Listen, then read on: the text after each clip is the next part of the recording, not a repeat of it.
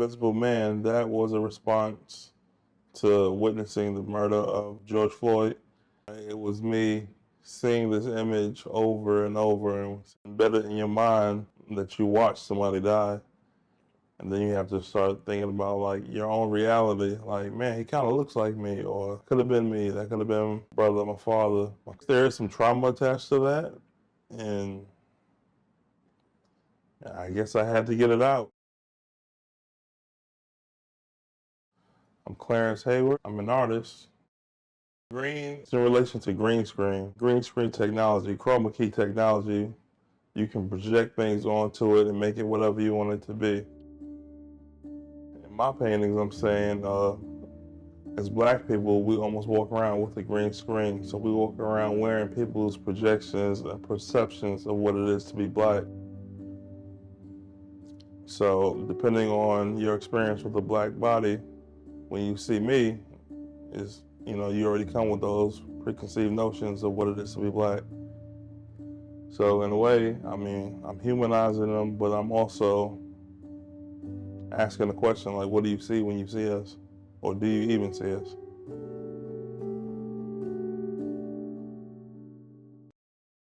What story do I want to tell? What story do I know better than anything else? And it ended up being like my story. So most of my work ends up being about my life experiences, times with my family, and it really is like me documenting, documenting my life experience, but making it relatable to the world. In a way, I'm a historian, seeing what it was like to live in 2020, seeing what it was like to live in 2022, through my eyes, at least. For me, that's what an artist is.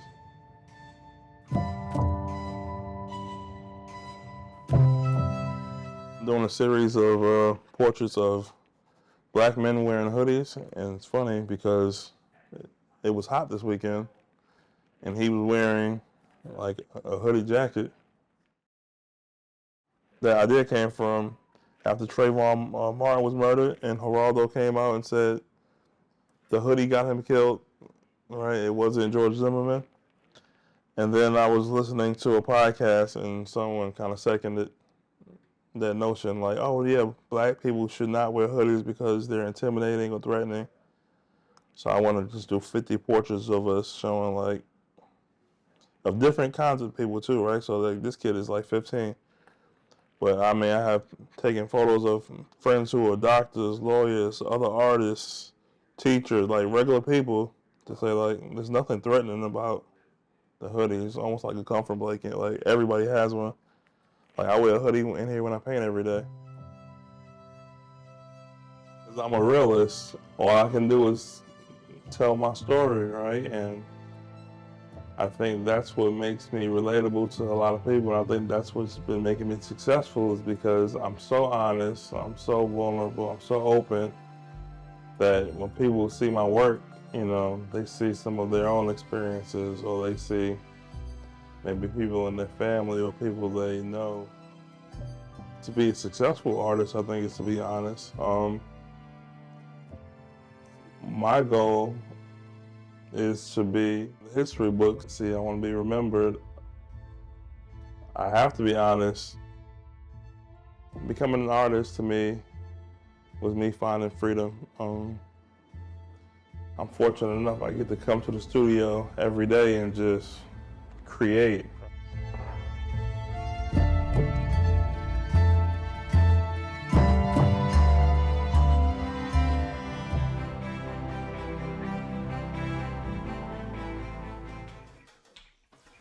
I enjoyed being behind the camera and kind of hiding behind the camera in social situations through college, and that was an easy way for me to be social, but also kind of have a little bit of security when some of my social anxiety and just regular anxieties were showing up. My name's Lmanenko. I'm a photographer and fine artist. I think we're all artists. It's a matter of perspective. Whatever we're doing, there's a bit of art involved in it. And anything that we do with passion and anything that we do with care and like with our heart in here, it's like that's what makes somebody the artist. Seeing the art as a viewer should just be able to take it in and take those emotions in from the work, take the ideas from the work, and you don't need to be told what materials they are, or like who they are, or what the work is in a technical sense. You just need to be able to see it and take it in. So I don't think you need any training to understand what art is. It's one of the things that drew me in as a photographer, and once I started understanding photography a little bit more, was photos, art, anything visual is one of our main universal languages, and so you don't have to tell somebody what the work is, or like they have to read it or anything. It's they just feel it and take it in. One of the last shows that I did, a project about my mom.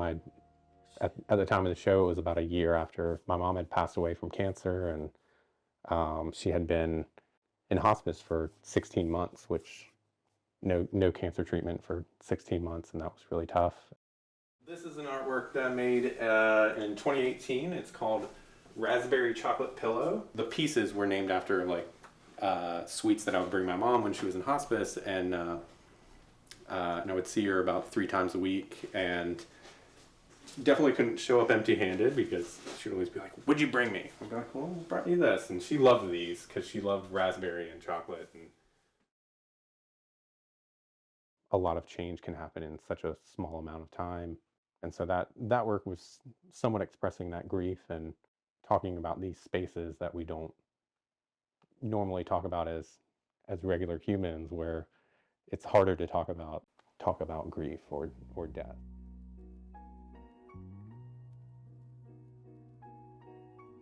I think as an artist, it's easier to bring up some of those things and create that space. It's definitely stuff that I like to dig into myself. Some of my earlier projects were some of the only ways that I could get these ideas out, because I didn't have the right words for them at the time, and was feeling different things, and giving myself the space to search it and find it was really important. I enjoy being able to tell those stories where it is like a much deeper part of myself, and have that conversation with the broader public, or even my friends and family, and be able to share some of the deeper things in me. So it's really helpful for me when I hear about other people's stories going through grief and anxiety, and even struggles as an artist, struggles as a human. I think what's helpful is that they're being honest and they're being candid and open. And it's hard to find that heart space where you can really share that with a lot of people, and that's some of what I'm going for with my work.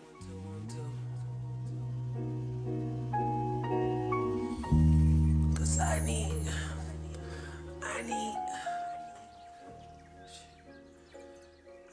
peace of mind and go through these trying times.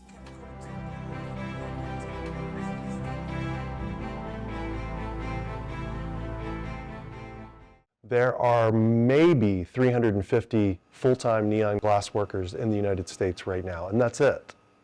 And I like to say that most big cities have more licensed plumbers than there are neon workers in the United States.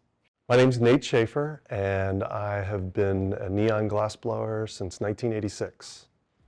Early part of our evolution as a species is that we were drawn to light. And in some ways, when I make what I think is a compelling piece of art, or a beautiful sign, or a beautiful display, I think that I have it pretty easy, because right out of the gate, we're attracted like flies, like moths to the flame. And then there's certainly a certain segment that would look at it as cliche. 50s, 60s strip clubs, that still is stuck in part of the older generation. It's complicated defining neon art as art that gets accepted by the mainstream. We are immediately lumped into the contemporary art category, or modern art category, and not just art. That touches on a very interesting idea that the glass arts in general have been given very short shrift in terms of acceptance in showing at galleries, because it is a little more complicated, whether it's blown glass vessels or illuminated neon. There are challenges in showing them in a traditional gallery setting. I absolutely believe that stained glass is a precursor to neon. Obviously, stained glass has been around for centuries, and it has such beauty and composition when done properly. With sunlight coming through a stained glass panel, the drama and the beauty and the majesty was used to great effect by the Catholic Church in particular to inspire. I feel like we're stained glass's naughty cousin. We light things up in a different way, but we can create that same beautiful glow day and night. This is unleaded clear glass with a powder coating. And that powder coating happens to be such that it will make this section glow green. This glass, however, is Italian drawn glass, and it is very different in composition from the clear glass with powder coating. So going one piece of glass and one type of glass to another frequently results in tragedy. You get to this stage where we're going to splice it together and it will just fly apart. And it more than likely would if I just thrust it into this crossfire, giving it a lot of heat. But experience tells me to warm these pieces up slowly in this unbalanced sort of bushy flame here. And if I warm them up slowly enough, I can bring them together, splice them, and then cool it down. I truly believe there will always be some pockets of intense neon work going on. Some universities have programs that are coming on very strong, but they don't have the time or the ability to give a full education. And if you went to college for neon, you would spend your 4 years working 8 to 10 hours a day blowing glass and doing nothing else in order at the end of that 4 years to graduate with what we would consider a neon degree. So it's difficult, again, to understand and imagine the environment that's going to help keep this alive. It's a little sad.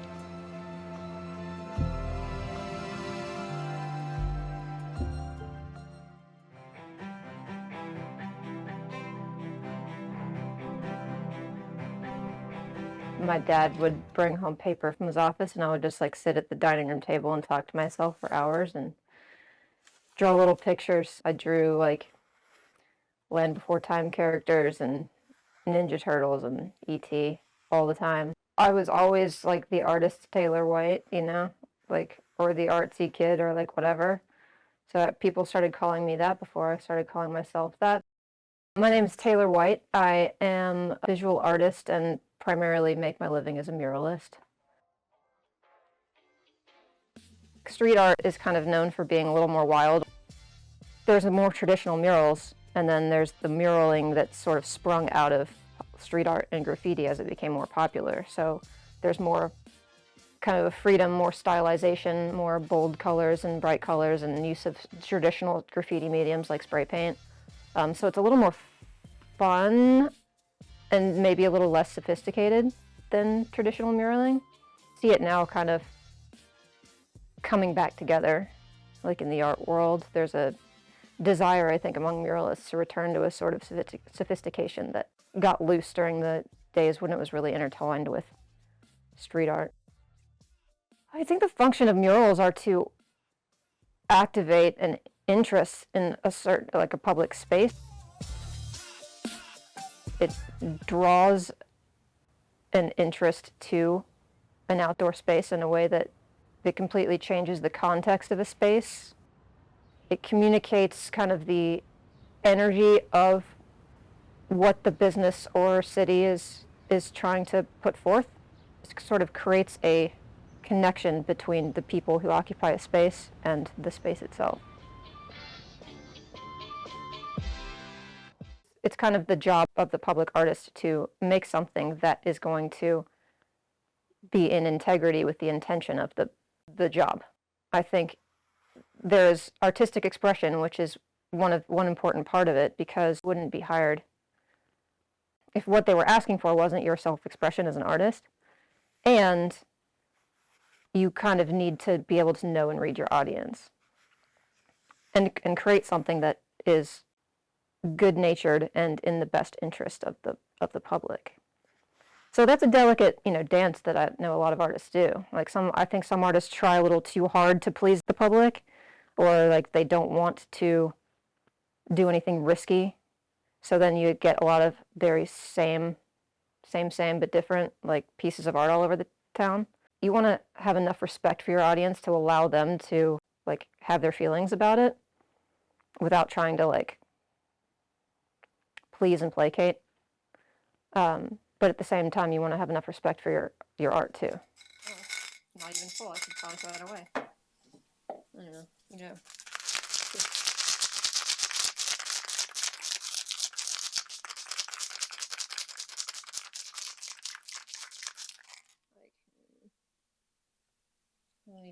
It's embarrassing. I don't even clean my caps or anything like that. People are going to see this and be like, amateur.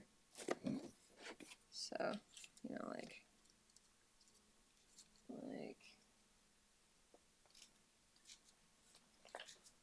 with the bigger caps, you can either fill like this,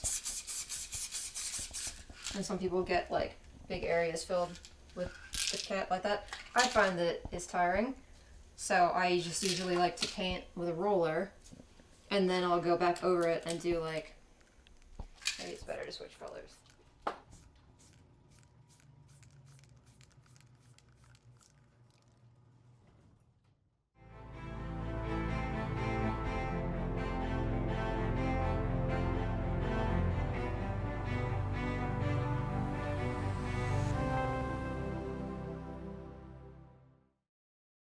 People have been living in North Carolina for over 14,000 years.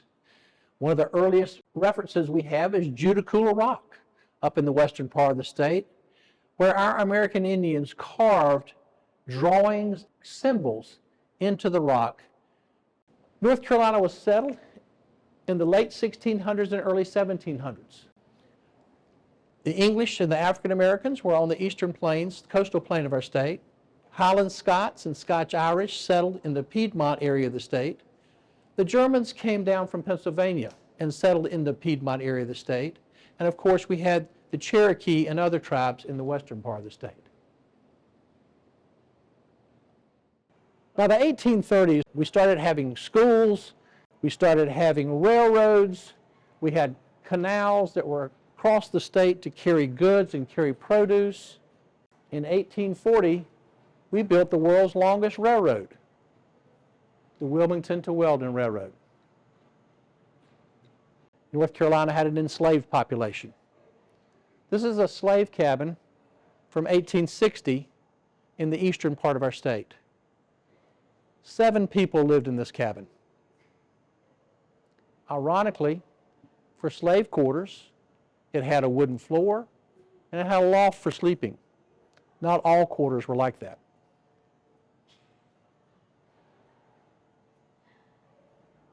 But it was a terrible time for the country. North Carolina was the last state to secede from the Union, but it sent more troops than any other state and lost more troops than any other state. The result of the Civil War was freeing the slaves and bringing many new rights to formerly enslaved individuals. The right to vote, the right to serve in office, the right to be a citizen, which they had been denied as an enslaved person.